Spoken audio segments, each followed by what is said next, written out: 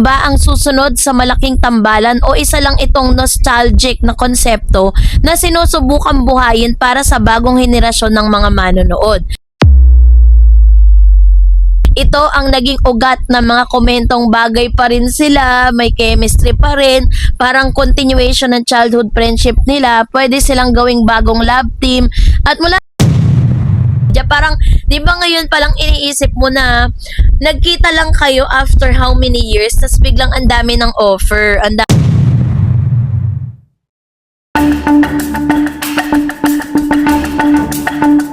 Bossing Vic Soto, gaano nga ba katotoo na ipinaglalaban ito pong si Raisa May Dizon at Bimby Aquino Yap para po sa kanilang show. So si Bossing pala talaga yung nagpupush na talagang matuloy, no? So ang lahat ng yan ay pag-uusapan natin, of course. But before that, if you haven't subscribed yet to my YouTube channel, please don't forget to like, share, and subscribe at hit mo na rin ang notification bell for more showbiz updates.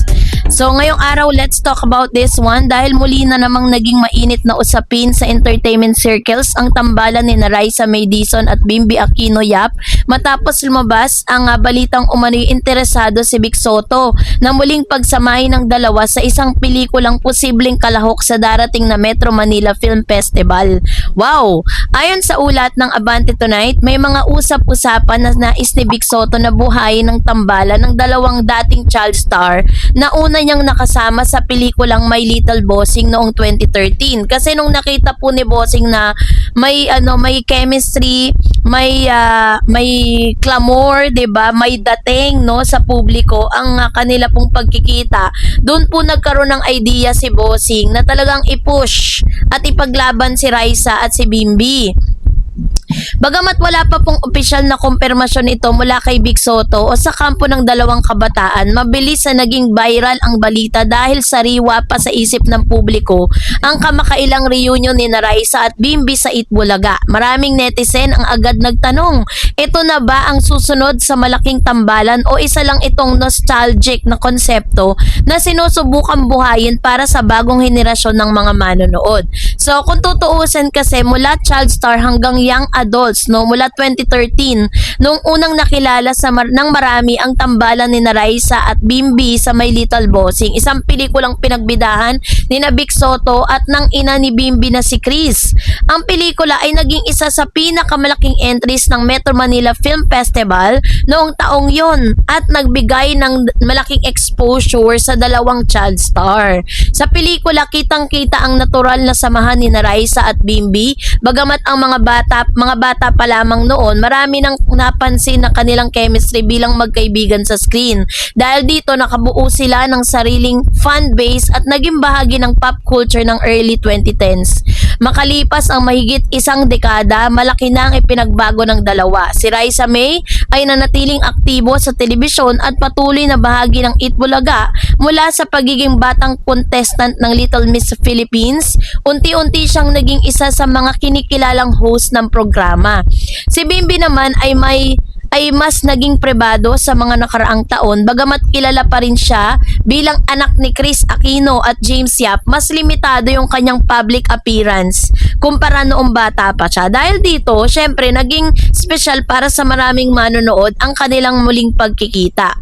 Bago pa man lumabas yung balita tungkol sa posibleng pelikula, naging viral muna yung kanilang reunion. Maraming viewers ang nakapansin na sa kanilang natural na biruan at pagiging komportable sa isa't isa ay tila hindi nawawala ng koneksyon ang kabila nilang matagal ng panahon ng pagkakahiwalay. Ito ang naging ugat ng mga komentong bagay pa rin sila, may chemistry pa rin, parang continuation ng childhood friendship nila, pwede silang gawing bagong love team. At mula rito, nagsimulang mabuo ang idea sa social media na maaring magkaroon ng bagong tambalan ng dalawa. So, dahil dito, sinasabi rin ng ilan na sobrang interesado ang mga producer para kay Bimby at saka kay Raisa. Sa Philippine entertainment industry kasi mahalagang sangkap ng chemistry sa pagitan ng mga artista. Hindi sapat na sikat lang ang isang personalidad. Kailangan din mayroon po siyang kakayahang makabuo ng koneksyon sa audience. Sa kaso kasi ni Raisa at saka ni Bimby, may ilang dahilan kung bakit nakikita ang ilang potensyal. Syempre, meron silang tinatawag na nostalgic value. Yung mga batang nanood sa kanila noong 2013 ay nasa late teens, so adulthoods na ngayon. So yun yung yun yung pinaka nostalgic moment doon, 'di ba? Parang kapag nakikita nila si Bimbi at saka si Miss Raisa, naaalala nila yung kanilang kabataan. Meron ding tinatawag na emotional attachment na ang audience sa kanilang childhood stories.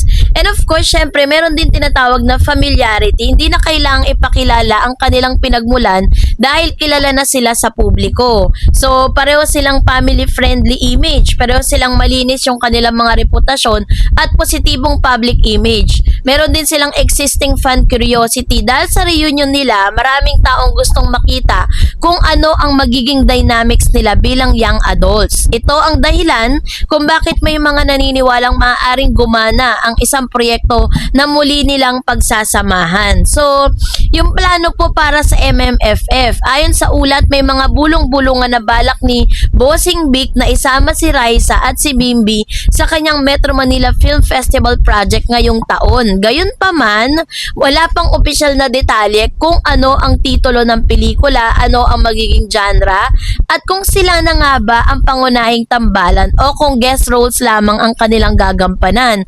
Gayunpaman, sapat na ang naturang chismis upang makabuo ng excitement sa social media. Parang, di ba ngayon palang iniisip mo na nagkita lang kayo after how many years, tas biglang ang dami ng offer, ang dami ng opportunity, ang dami ng project na naghihintay para sa inyong dalawa, 'di ba? So, dito po kung sakaling matuloy ito, magiging isa sa pinaka pinag-uusapang casting decisions at ng taon dahil magbabalik ang dalawang personalidad na matagal nang hindi magsasama sa isang major project.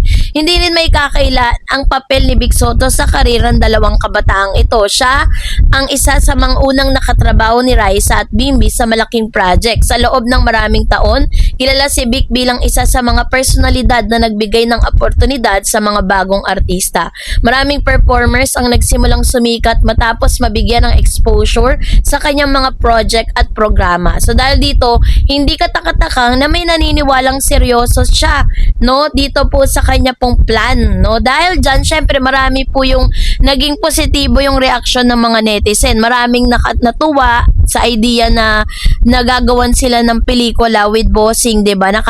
Sabi nga ng mga netizen, nakakaaliw silang panoorin. Tapos very natural yung samahan nila, tapos natutuwa sila na makita yung kanilang paglaki, at syempre may mga neutral din reaction, di mawawala yun, di ba? Sabi dyan, hayaan mo na daw na ma-develop bilang individual yung kanilang personality. Hindi naman daw kailangan gawing lab team agad ang lahat ng may chemistry. So, may ilan din naniniwala na masyado pang maaga para lagyan ng romantic na kahulugan ang kanilang samahan. Mas maganda kung friendship-based project muna ang gawin nila. At yun yung kanilang mga idea, 'di ba? Syempre hindi naman mawawala yung mga positive and negative comments. Para sa Itbulaga, malaking benepisyo rin ang naging atensyon mula sa reunion. Sa panahon ng social media, mahalaga ang viral moments. Ang simpleng pagkikita ng dalawang dating child star na ay nakilala ng online engagement, discussion threads. Ito'y patunay kung gaano kalakas ang nostalgic bilang entertainment tool, 'di ba? So, yun po kasi yung parang ito na ata yung tamang panahon para kay Miss Raisa May. For almost how many years na siya talagang nakikita sa television, and this year lang talaga sobra pong nag-viral at nag-trending po yung mga interviews niya. Tapos biglang meron pang 'di ba, parang biglang nagkita pa sila netong si Bimbi na talaga nag-viral ng todo. Kaya naman I think this is gonna be the best time for Raisa May. Ito na yung kanyang taon, no?